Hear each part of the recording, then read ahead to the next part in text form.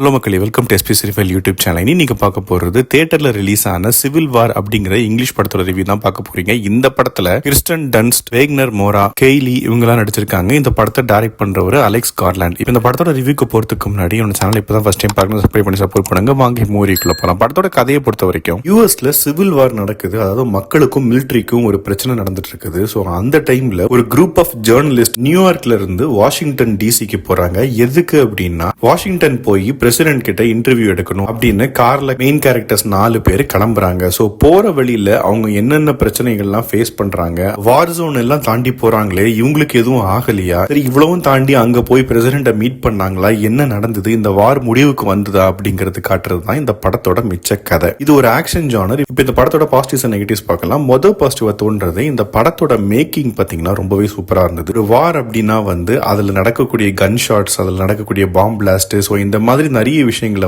ரொம்பவே பிரம்மாண்டமா காட்டியிருந்தாங்க. அதே மாதிரி சின்ன பொண்ணா நடிச்சிருந்த கேலியோட பெர்ஃபார்மன்ஸ் ரொம்பவே சூப்பரா இருந்தது. ஒரு சில இடங்கள்ல கொஞ்சம் பதட்டமா, அதாவது வார் ஜோன் எப்படி இருக்கும் அப்படிங்கிற அந்த பதட்டத்தை நமக்கும் லைட்டா காட்டியிருக்காங்க. அதுவும் ஒரு சில இடத்துல தான். சினிமோட்டோகிராஃபி சூப்பரா இருந்தது, அதுல குறையே சொல்ல முடியாது. ஏன்னா ரொம்ப அழகா கேப்சர் பண்ணியிருந்தாங்க. எஸ்பெஷலி நான் ஐமேக்ஸ்ல பார்த்ததுனால அந்த ஒர்க் இன்னுமே சூப்பரா தெரிஞ்சது. இதெல்லாம் தான் அந்த படத்தோட பாசிட்டிவ்ஸ். இப்ப நெகட்டிவ் சைட் பார்க்கலன்னா ஏகப்பட்ட நெகட்டிவ்ஸ் இருக்குது. முதல் நெகட்டிவே, இந்த வார் எதுக்கு நடக்குது, இமிகிரன்ஸ் நிறைய பேர் உள்ள வந்துட்டாங்க அப்படிங்கிறதுக்காக நடக்குதா, இல்ல அமெரிக்கன்ஸ்குள்ளேயே ஏதாவது கலவரம் மாதிரி நடக்குதா, இல்ல பிரசிடென்ட் தேவையில்லாத ஏதாவது ஸ்டேட்மெண்ட் விட்டு அதனால அந்த கலவரம் மாதிரி நடக்குதா, இப்படின்னு எந்த கேள்விக்குமே பதிலே இல்லாம எடுத்த உடனே ஒரு வார் நடக்குது அப்படின்னு மாதிரி காட்டுறாங்க. சரி கடைசியிலாவது எதுக்கு ஆரம்பிச்சாங்க அப்படின்னு சொல்லுவாங்கன்னு பாத்தீங்கன்னா அதுவும் சொல்லவே இல்லை, அப்படியே முடிச்சிட்டாங்க. அதே மாதிரி இந்த ஜேர்னலிஸ்ட் 4 பேர் போற வழியெல்லாம் எங்கெல்லாம் கன்ஷாட் நடக்குதோ அங்க கூட நின்று போட்டோ எடுக்கிறாங்க. எதுக்கு எடுக்கிறாங்க, இந்த போட்டோ எடுத்து யாருக்கு அனுப்ப போறாங்க, யாரு பார்க்க போறாங்க. நானும் ரவுடிதான் ஆனந்தராஜ் சொல்ற மாதிரி ஒரு வாக்கி டாக்கி வச்சுட்டு சொல்லுவாரு, நான் பேசுனது உனக்கிட்ட சொல்லுவேன்ல, நீ பேசுனது எனக்கு கேட்கும்ல அப்படின்னு பாருல, அந்த மாதிரி தான் இருக்கும். எதுக்கு நீங்க போட்டோ கேப்சர் பண்றீங்க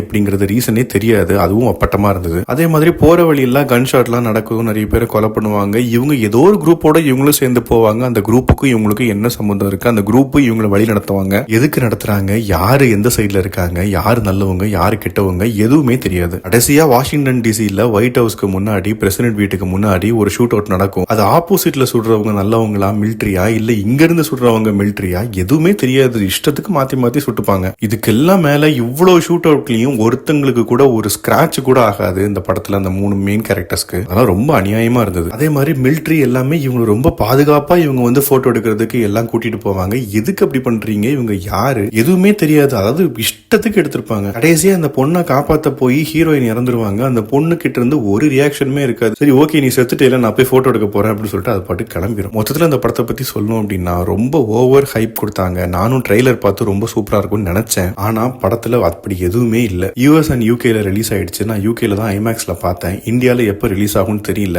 அப்ப ரிலீஸ் ஆச்சுதுன்னா நீங்க பாத்தீங்க அப்படின்னா, நான் சொன்ன நெகட்டிவ்ஸ் தாண்டி உங்களுக்கு ஏதாவது புரிஞ்சுது அப்படின்னா நீங்க தயவு செய்து கமெண்ட் செக்ஷன்ல சொல்லுங்க. என்ன பொறுத்த வரைக்கும் இது ஒரு பிலோ அவரேஜான மூவி தான். ஓவர் ஹைப்டு மூவி, கண்டென்ட் எதுவுமே இல்ல. அடுத்த ரிவ்யூல சந்திக்கிறேன். By, take